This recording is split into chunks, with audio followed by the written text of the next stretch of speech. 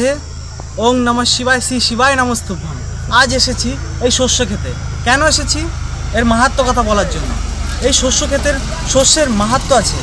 শস্যে যদি শিব মহাপুরাণের কথা বলছি, শস্যে মহাদেবের ওপর চড়ানো হলে তার যত শত্রু থাকে সমস্ত শত্রু নাশ হয়ে যায়। এই শস্যে ফুল শিব পুরাণে বলছে যে মহাদেবের ঢোকার সময়, মহাদেবের মন্দিরে ঢোকার সময় মহাদেবের দ্বারপাল হচ্ছে মণিভদ্র, বাঁ দিকে থাকে। তো এই মণিভদ্রকে এই সর্ষে ফুল যদি 11খানা চড়ানো হয়, চড়িয়ে মহাদেবের শিব মন্দিরে প্রবেশ করে মহাদেবকে জল ফুল দেওয়ার পরে অভিষেক করানো জল দিয়ে দিলে, দেওয়ার পরে এই 11খানা সর্ষে পুষ্প, 108খানা মহাদেবকে 108খানা সর্ষে পুষ্প চড়ানো হলো, আর মণিভদ্রকে 11খানা সর্ষে ফুল চড়ানো হলো।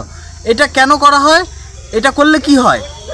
শিব মহাপুরাণ বলছে যাদের কিডনি লিভারের সমস্যা আছে, পেটের প্রবলেম আছে, তাদের জন্য এই উপায় বলছি। আর যারা কোনো অ্যাক্সিডেন্ট হয়েছে, অ্যাক্সিডেন্ট হওয়ার পরে কোনো হাত অকেজো হয়ে গেছে বা পা অকেজো হয়ে গেছে, যেখানে ব্লাড সার্কুলেশন চলাচল হয় না, সম্ভব নয়, সেই সমস্ত এই প্রয়োগে তৎক্ষণাৎ সে সুস্থ হয়ে যাবে। কি করবে? সেই যে 108টা শিব মহাদেবকে যে চড়ানো পুষ্প, সেই পুষ্প ওই দিন নিয়ে আসা হলো।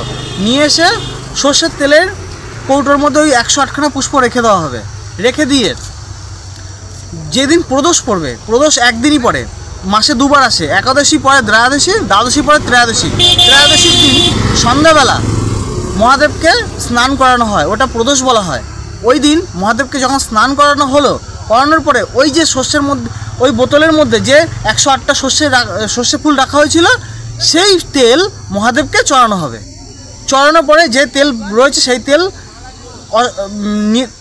নিয়ে আসা হলো।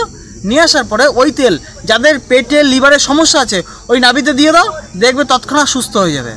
আর কি হবে? যাদের অ্যাক্সিডেন্টে হাত পা অকেজো হয়ে গেছে সেই জায়গা মালিশ করে দাও, দেখবে তৎক্ষণাৎ রক্ত সঞ্চালন শুরু হয়ে যাবে আর সে সুস্থ হয়ে যাবে তৎক্ষণাৎ। আর কি? সর্ষে ফুলের আরও মাহাত্ম্য আছে। যদি এই সমস্ত প্রবলেম নাও থাকে, শুধুমাত্র এই সর্ষে ফুল 108খানা যদি মহাদেবের শিবলিঙ্গে চড়ানো হয়, তার সারা বছরে কোনো রোগ আর আসবে না। সর্ষে ফুলের এত মাহাত্ম্য। এখন সর্ষে ফুলের সিজন, যার জন্য এই কথা আমার বলা। আপনারা সবাই সুস্থ থাকুন, সবাই ভালো থাকুন। আমি আপনাদের সবাই মঙ্গল কামনার্থে আজ এই ভিডিওটি পোস্ট করছি। জয় রাধে। ওম নমঃ শিবায়, শ্রী শিবায় নমস্তুভ্যম।